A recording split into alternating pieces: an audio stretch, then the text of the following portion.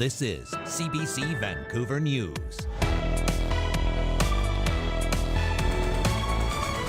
There was a person in my apartment block that says I can get you $100 a month for your script. A CBC News exclusive. Patients and doctors on the downtown east side claim some pharmacies are paying patients kickbacks to attract more business. And it's not a new issue. Plus, essentially, if something were to hit it, it would get deflected away from it and also absorb any impact. as officials try to piece together the deadly bridge collapse at Baltimore, what's being done to protect bridges here in Metro Vancouver? Every time I come here, there's usually something else I'm still learning new. And we hit the ocean off BC's Sunshine Coast as Indigenous students experience a new kind of classroom. Good evening, I'm Dan Burritt. Thanks for joining us. We begin with a CBC News exclusive. Patients and doctors on Vancouver's downtown east side are calling out bad behavior by some pharmacies. They claim some pharmacies are paying patients kickbacks to attract more business and argue it's been happening for years. Leanne Young has more on the calls for a crackdown. There are folks here on Vancouver's downtown east side who are speaking out. They say pharmacies are paying patients for their prescriptions kickbacks. And I probably have about 100 or so people in my practice that are on those medications. I'm probably going to say about 50 of those are probably on connected to a pharmacy that is paying them an incentive. There was a person in my apartment block that says I can get you $100 a month for your script. It's a tactic they say pharmacies are using to attract more business, but it's not actually allowed. I say I don't pay. I say it's illegal. You go somewhere else. The client, the patient whose interests are paramount, not your bottom line. You might think this is new, but the issue has history here in BC. CBC's undercover cameras first caught kickbacks happening in 2008. Are they giving out money out there? It's for people who got prescriptions. He goes in with his Tylenol 3 prescription, asks the manager for money. She says,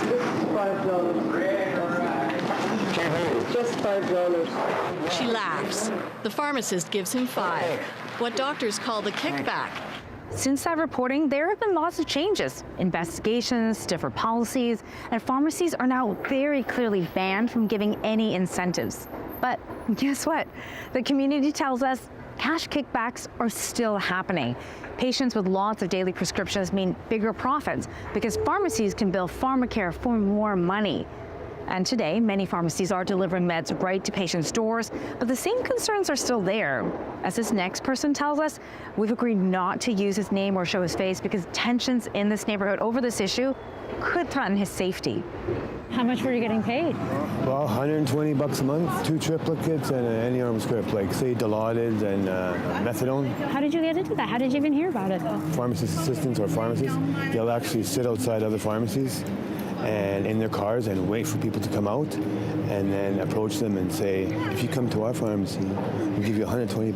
When's the last time it happened to you? 2 months ago, I said I wasn't going to do it anymore because they screwed my medication. And how did they give you the money? The person gets the medication and they get handed this wrapped up piece of tape and inside it is cash. It puts it all on the shoulders of the delivery guy. But why have you decided that you wanted to speak out against it? The people down here are getting controlled. They're broke, they're homeless. These people, they prey on them, say they're going to give them $120 a month. They need that money, so they get it. The medication is sometimes given wrong, the wrong amount's given. They don't care. I've spoken to more than a dozen people in this community about pharmacies paying patients, nurses, doctors, activists, and patients just like the one you just heard from. He wants it to stop because he feels people are being taken advantage of. But other patients say they need the money and they don't want it to disappear. The health professionals we heard from are concerned, though. They say it's unethical and can be bad for patient care. Most were afraid to speak to us on camera. They're worried about backlash. But we did find a couple who were willing to talk to us on the record. I'm about to head to Garlane Pharmacy over to talk to Gary Sue. He's been running this pharmacy since the 1980s, and he says there's been a recent wave of pharmacies that are paying their patients, and it's affecting his business too. So what is the situation that you're seeing right now? Lots of pharmacies on this area and other areas too, like in Fraser Streets and in Burnaby. In fact, they phone us for transfer. The patient want to transfer out of this pharmacy to another pharmacy who have incentives. So we can't do anything. So How do you know that they have incentives? I asked them. I say, how much they pay? You ask who, the pharmacist or the patients? I ask the patient. They say, oh, I'm getting $20 a week. I don't pay, but I just want to, extract some more information from them, and I was told. How does it make you feel knowing that there are other people who have this unfair advantage? You can't do anything because the patient has the right to transfer it to any pharmacy they want, right? So we comply. Right, you comply, but what you're hoping for is some action. Yeah, exactly. Right, some action. Right. Corrective action. If the college you do something about it, that situation will not exist today, right? But right now it still exists. That means it's not being done correctly or inefficiently or not being done. What Gary C. was referring to there is action from the College of Pharmacists of BC. They issue licenses and regulate the industry. He wants to see more disciplinary action by the college to prevent pharmacy payouts. I reached out to the college and the BC Ministry of Health several times to ask about the issue and to find out what's being done to enforce and uphold the law. But both declined interviews, only sending us statements outlining some of the work that they've done. The college says it has a long-standing concern about the negative effects of incentive programs. In 2010, it did an undercover investigation of 9 pharmacies. As a result, the health ministry revoked pharmacare billing rights for 6 of those. 1 pharmacist lost their license. 3 years later, the college tightened the rules, banning any incentive programs, and in 2015, conducted another round of undercover investigations. The last time any pharmacy lost its billing privileges over incentives was in March of 2016, more than 8 years ago. And for the frontline doctors we're about to meet, they say action is long overdue. That was 20 years ago that I was on the CBC talking about the same issue. It hasn't stopped from 20 years ago. I'm an outreach physician, or was an outreach physician, so I'm in the buildings and on the streets and so forth. And the pharmacists, or the delivery people, who aren't always necessarily pharmacists, they're going into buildings and saying, come to us, we'll offer you this much money, putting out pamphlets, we'll pay you this if you bring your buddies and get them to switch, and so forth. And so this is all over the place. So that behavior feels very unprofessional. I probably have about 100 or so people in my practice that are on those medications. I'm probably going to say about 50 of those are probably on connected to a pharmacy that is paying them an incentive. There's a bit of tension sometimes. It's like they're getting paid, so it creates just an extra layer of resistance sometimes to stopping medications. We have patients who look like they, for example, would do very well on injectable Suboxone. They don't have to go to a pharmacy every day, it's once a month. And the pharmacies have said, well, we're not giving you the $30 a week or the $100 a month or whatever, unless you go back to methadone. The pharmacy is actually interfering with their physician and the patient's choice. I sort of put this as a systems level problem that we've created a strong financial incentive for this format to happen. There isn't significant enough oversight to prevent this practice, clearly. Well, I'd like a new college of pharmacy that has some guts. I mean, what is their point? Really, what is their point? So you've heard from patients, pharmacists, and doctors, all of them with different concerns about why pharmacies that pay its customers should be stopped. They say it's preying on vulnerable patients, puts law-abiding pharmacies at a disadvantage, and interferes in healthcare decisions. And the practice itself, as we've talked about, is legally banned. So why does it still happen? I spoke to a number of advocates in the community about this issue, and they were reluctant to talk to us about it. They say with so many people here living in extreme poverty, if there was a crackdown, that bit of extra cash would disappear. Because for all its potential harms, some see benefits to the kickbacks. Part of me has become a little cynical over the years, like, yeah, I'll see it sort of hit the media cycle again. Do I expect a substantial change in the duration, or do I expect to see another reporter in another 5-10 years back with the same story? Probably the latter would be if I was a betting person.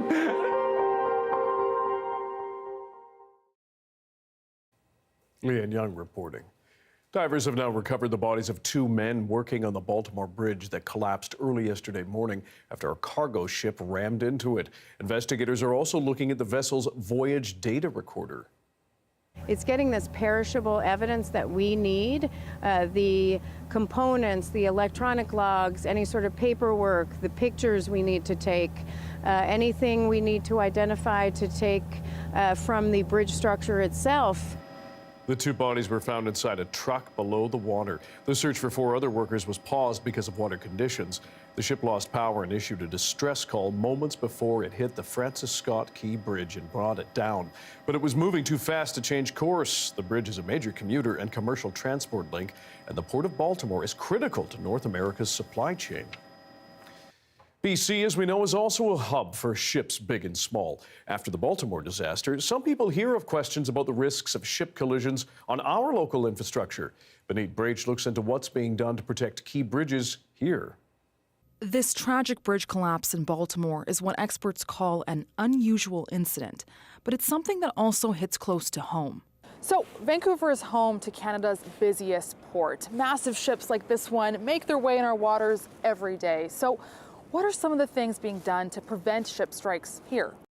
The more vessels that we see, the greater the risk could be. I mean, again, this is a very, very small risk. We are well on this path of looking at protective measures. Take the Lionsgate Bridge, for example. It spans one of BC's busiest waterways. According to this 2018 report, about 4,500 vessel trips pass under the bridge every year. That's projected to go up to about 6,300 trips per year over the next 25 years. That risk assessment found the South Steel Tower to be a key vulnerability to vessel strikes. But State says one solution in the works is adding rock berm, mini island of rocks that protect the bridge from being hit. Because of that sort of steep angle of the rocks, when something hits it, it can only go so far through it before it actually just gets grounded, essentially. The North Tower had rock berm placed in the 80s. It's not clear when the rock berm will be complete for the South Tower. And a lot of influencing factors that need to be well understood to ensure that we have the appropriate design. The Ironworkers Memorial Bridge is also getting updated by adding protective columns called dolphins. Essentially, if something were to hit it, it would get deflected away from it and also absorb any impact or help lessen the energy that was going through it. Now, neither of these bridges have had catastrophic collisions, but there have been other incidents in BC's history. In 1979, the second narrow CN rail bridge was struck by a cargo ship carrying logs during heavy fog. That bridge was closed for 6 months. And in 2011, a gravel barge struck the Queensboro Railway Bridge in New Westminster. It was inoperable for 2 months, causing major traffic disruptions. Now, the Vancouver Port Authority says one of its mitigation strategies is to do simulations with pilots in case there is ever a power outage on a ship. Overall, experts say it's important to keep assessing the risk of ship strikes. I think it's high time that we learn from this incident and make sure that our existing infrastructure are well in position to withstand not only this kind of ship collisions that we observe today, but other kinds of human or natural disasters that's happening around the world. Proactive efforts to build better resilience in these coastal waters. Benit Brach, CBC News, Vancouver. BC's public safety minister says the province has moved to seize more than $250,000 in cash and luxury goods from a safety deposit box linked to a high-profile crypto fraud case. The contents belong to a co-founder of the controversial company Quadriga. As Mira Baines explains, the government has filed an unexplained wealth order. The BC government is going after the contents of a safety deposit box in the name of Michael Patron, a co-founder of Quadriga cryptocurrency exchange. The unexplained wealth order was filed in BC Supreme Court, but follows an international tale of intrigue that was the subject of a Netflix documentary and a CBC podcast. When the cryptocurrency exchange collapsed, its clients lost more than $200 million. The company crumbled in 2018 after its founder is believed to have died in India. Gerald Cotton left a trail of missing millions, lawsuits, investigations, and wild conspiracy theories. The provincial government's lawsuit goes after Quadriga co-founder Michael Patrin. He was last known to be in Thailand. Back in 2021, BC's forfeiture office seized a safety deposit box in Patrin's name. It contained $250,000 in cash, 45 gold bars, 4 luxury watches, and a pistol. These assets were in a box at CBC Vancouver and are now being held at BC RCMP headquarters in Surrey. Minister of Public Safety Mike Farnworth says the Quadriga fraud left many Canadians short of their life savings. It's estimated Quadriga Currency Exchange duped over 76,000 clients. Ernst & Young, Quadriga's bankruptcy trustee, was able to recover $46 million of the $250 million owed to investors. This is the third unexplained wealth order filed in BC since legislative changes last year allowed their use. They require people to explain how they acquired their wealth and property if there is suspicion of criminal activity. The provincial forfeiture office takes assets from crime and uses it for victim services and crime and hate prevention programs. The public safety minister says eligible victims who have suffered financial loss can apply for compensation. Mira Baines, CBC News, Vancouver. Out of the classroom and into nature. Next up, we'll hear how some Indigenous high school students on the Sunshine Coast are learning in a whole new way. Stick around.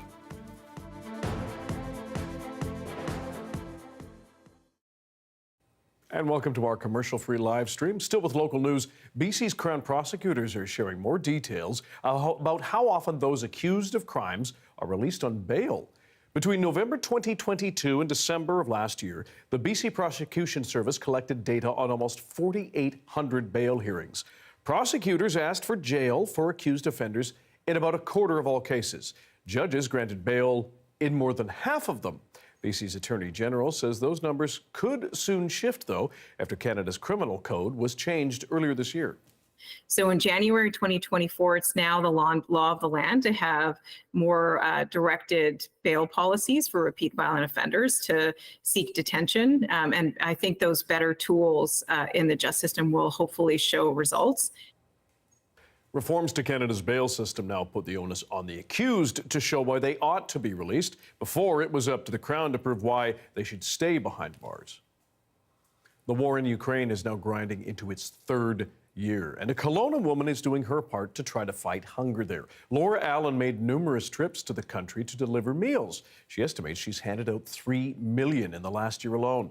Our Brady Strachan spoke with Laura this week and shared that with the CBC's Leanne Young.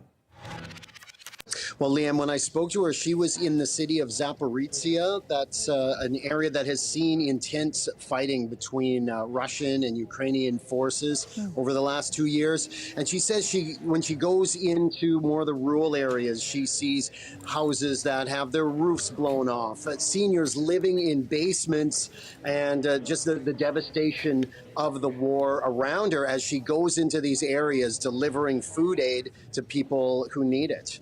Wow. And so how is she actually helping out? What is she doing over there?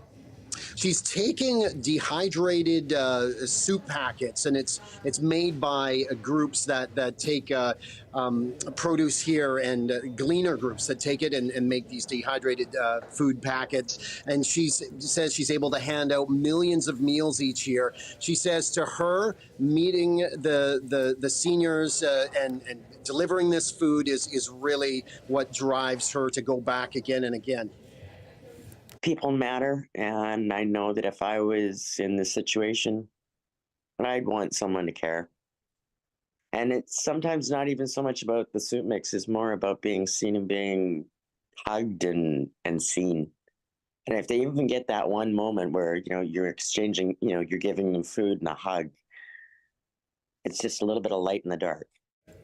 And Leanne, Laura says that she'll be there until the end of next month. And then after a quick return trip to Canada, she's got her sights set on delivering food to Gaza. Wow. Okay. Some heroic work being done. Thanks for that story with Brady Strachan over in Kelowna.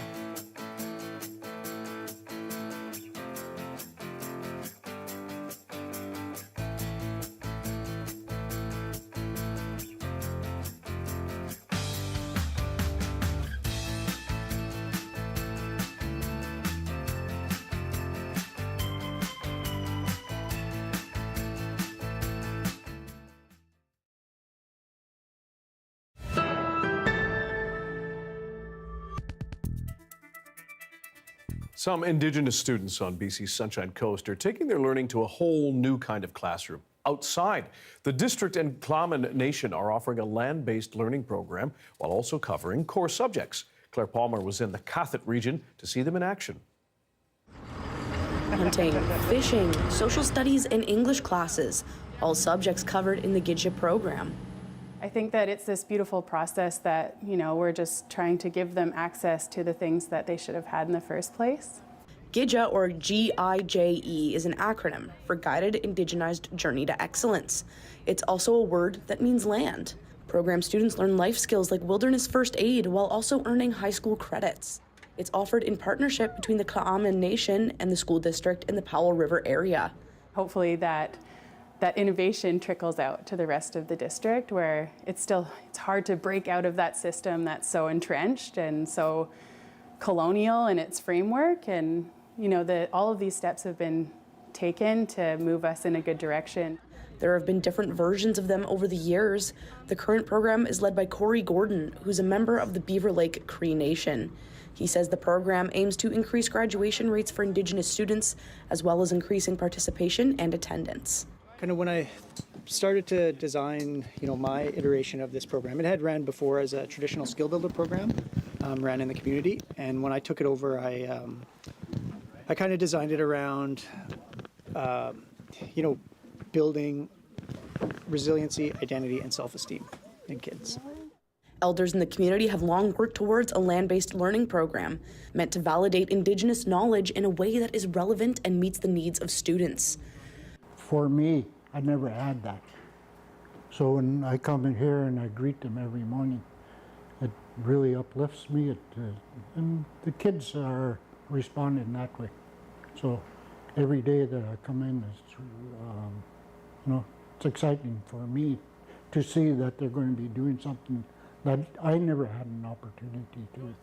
Some students keep coming back for more. Memphis Dominic has graduated from the program, but helps out when he can. I honestly just like the vibe of all the students here and everything like that. And also, every time I come here, there's usually something else I'm still learning new. The hope is that the techniques initiated here will become more widely adopted, continuing reconciliation work through education. Claire Palmer, CBC News, Klamath. There's a live shot looking north into Burrard Inlet. The wiper isn't working on the camera. Did you see the lightning, hear the thunder? We got a taste of both on the South Coast tonight. Darius will have your BC-wide forecast right after this.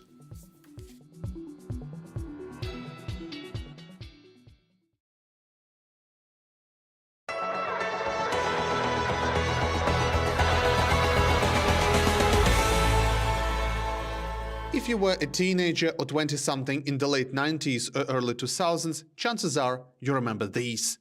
The lightweight, colorful pants produced by Canadian-owned Modrobes were a rave and streetwear staple.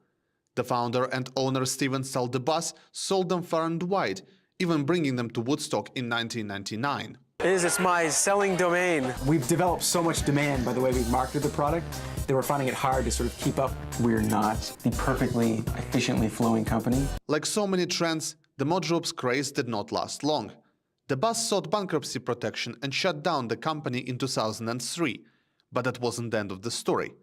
6 years later, a lifeline came in the form of a cash injection from Dragon's Den. You have to leave here with the money you asked for. So $200,000, $100,000 of it equity, and $100,000 as an operating line. The bus tried to rebrand Modrobes as eco-friendly performance wear. But that did not last long either. The new incarnation of Modrobes was short-lived, and the bus soon moved west, and on with his life. In the summer of 2022, he put the brand up for sale and caught the attention of a long-time Modrobes loyalist. My husband, he was a Modrobes superfan. I have been with him for 18 years, and every so often he would tell me and remind me how great they are. So Alex had seen this announcement, and he said, "Could you imagine if we owned Modrobes?" And my jaw dropped because I thought, you think he would choose us? He did. That's how Alexander and Zoe Curry from Sexsmith, Alberta, became new owners of the brand they loved for so long. And they aren't the only superfans out there. the amount of joy and feedback that we get from Canada, it almost gets me emotional at times. It's an amazing thing to bring an amazing thing back to my country. We never thought that we could make Modrobes better. We just wanted it back. We knew that, you know, there's fans like Alex out there who had loved these pants for so long and wish that they could buy them again. Retail experts say that relying on sentimental appeal alone might be risky. I think that nostalgia factor and the brand awareness from those of, you know, in the mid-1990s when Modrobes was a big brand, that I think could propel the brand to a certain degree. But I think for any brand to succeed, say in the next 10 years, you're also going to have to cater to a younger demographic that's going to be growing up. Now, in their second year as owners, the Currys say business has been good. But turning a profit isn't their only goal. It's not about trying to get rich, it's just trying to have something to be proud of. Dennis Cofton, CBC News, Grande Prairie.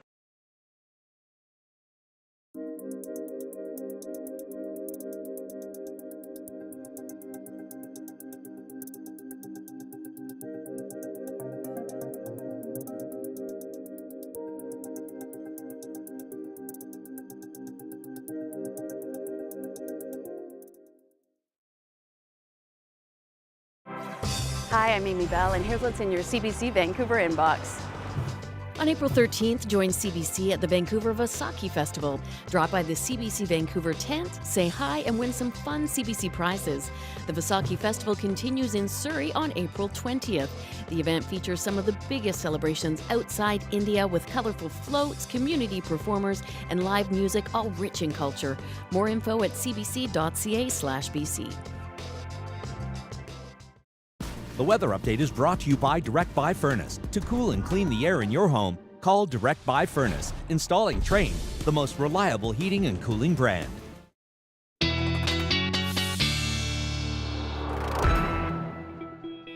Time for our BC-wide weather forecast with science and climate specialist Darius Badavi. Where'd that rain go? Oh, not here, Dan. Okay. I mean, a little bit. There are still some showers right now, going to continue into tomorrow morning, potentially returning briefly Friday morning, although I don't see it being too likely. Some parts of the south coast, lower mainland, Vancouver Island will see those showers tomorrow morning and Friday morning, but odds are it won't be you. So just, you know, if you want the rain, cross your fingers. If you don't, cross them too. Now, this is radar imagery from earlier today, but just want to show it to show how quickly that system passed through and then started to die out. Still some scattered showers, flurries at those higher elevations continuing, but over the next couple of days, those freezing levels going to rise back up again as the sun comes back out. So even though we saw that cloud clearing out, it doesn't mean necessarily good news in terms of the snowpack levels, although you know, it'll be a really nice Easter weekend for those who want to spend it outside. Now, if we look at the forecast for the next few days, you can see that cloud starting to clear out throughout the south, a little bit returning to the north partway through the weekend, but for the most part, going to be pretty clear. A little bit of rain possible and flurries possible for the northwest as well as the southeast, but for the most part, very dry right through the weekend as we see most of that really gone and we see a high pressure system start to dominate over the province, keeping that those skies clear and that rain away. Over the next few days, those temperatures in the south mostly coming up and then staying pretty stagnant. In the north, a little bit more fluctuation, but for the most part, will be pretty warm over the next few days and right through the weekend. Early next week, a little bit of change comes, but we should still see a lot of sunshine. For the south coast, Vancouver Island, maybe the holiday Monday, we get a little bit more cloud building in, but there should still be a little bit of sun, but that could change. It could be a pretty cloudy day. A lot of activity looks like still in the south, but most of this, just those scattered showers, those flurries, small chance of a thunderstorm in a few places tomorrow afternoon, but for the most part, it should be pretty clear. And if we take a look at our 5-day forecast, really not much to talk about. We have those showers more likely tomorrow morning, possible Friday morning, lots of sun on the weekend, and then potentially a cloudier day on Monday, but sun should still be there. Quite pleasant, sir. Thank you. Thank you. And that is your late news for Wednesday. Thank you for joining us tonight. For news at any hour, check our website, cbc.ca/BC. Your next local news is on the early edition on CBC Radio 1. That starts tomorrow morning at 5:30. Good night.